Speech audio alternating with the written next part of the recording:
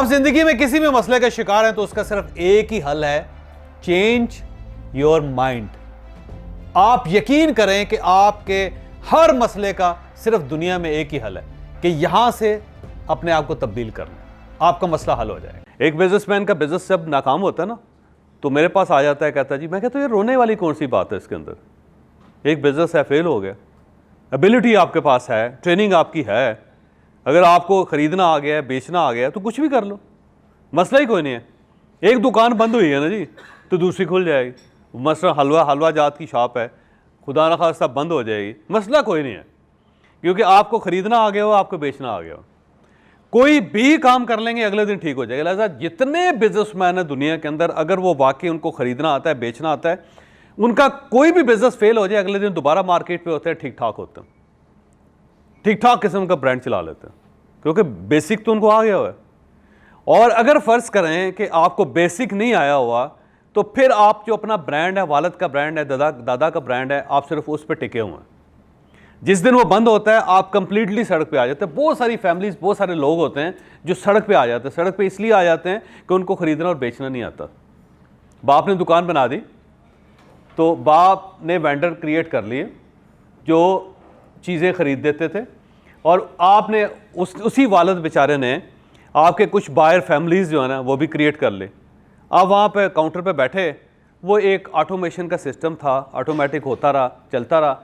एक दिन आपने ठीक काम नहीं किया, आपका कारोबार बंद हो गया। आप बड़े हैरान हो रहे हैं, यार मेरा काम कैसे बंद हो गया, मैं तो दादा से ये 4 नस्लों से ये काम कर रहा था, मेरा कैसे काम बंद हो गया। मसला सिंपल है कि आप एक रनिंग बिजनेस के अंदर थे, और उस रनिंग बिजनेस ने अपने पैरामीटर्स क्रिएट कर लिए हुए थे पिछले 10, 15, 20, 50 साल या 100 साल में, और आपने उसे लर्न नहीं किया। आपने सिर्फ काउंटर बॉय के तौर पे काम किया, आप सिर्फ काउंटर पे बैठे रहे, सिंपल।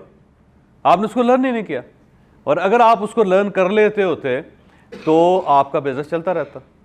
तो आप तो सिर्फ ड्राइवर थे गाड़ी के, और उसके बाद गाड़ी पंक्चर हुई, आपको पता नहीं पंक्चर कैसे लगाते होते हैं, तो या गाड़ी का एक्सीडेंट हो गया आपसे, तो गाड़ी निकल गई, आप सड़क पे आ गए। ऐसे बहुत सारे लोग ये कहते हैं जी हमारे पास वर्कर था, वो हमें छोड़ के गया और उसने अपनी एम्पायर खड़ी कर ली, हम पीछे रह गए, वो आगे निकल गया। ये भी घर घर की कहानी है, ऐसे ही है ना। सवाल ये है कि वो आपसे आगे कैसे निकल गया। इसकी वजह है कि आपके सिस्टम में आके उसको खरीदना आ गया था, बेचना आ गया। उसको खरीदना आया, बेचना आया, उसने अपना काम स्टार्ट कर लिया। आपसे ज़्यादा स्मार्ट था, आगे निकल गए। आप पीछे इसलिए रह गए कि आपको वो आता ही नहीं था, ना खरीदना आता था, ना बेचना आता था, ना आप स्मार्ट थे। तो एक बंदा आके आपके सिस्टम में फ़ौरन अंडरस्टैंड कर गया, आपसे निकल गया आगे। हम बहुत सारे लोगों के रास्ते रोकते हैं, इसलिए रोकते हैं कि यार ये हमसे आगे निकल जाएगा, चालाक आदमी है। लेकिन अगर वो वाकई चालाक है तो निकल जाएगा, जो मर्जी कर ले। मैं अक्सर लोगों से कहता हूँ, कुछ बंदा जा रहा हो ना आके, एम्प्लाई जाने दिया करें, उसको रिटेन करने की एक आध कोशिश करें। अगर नहीं रुकता कोई मसला नहीं है, उसको फेयरवेल दे के, तालियां बजा के, मुबारकबाद दे के, हार पहना के, एक डब्बा मिठाई का या हाफिज़ साहब का हलवा लेके उसको दे के उसे कोई अल्लाह के हवाले, क्योंकि उसने टिकना नहीं है आपके पास।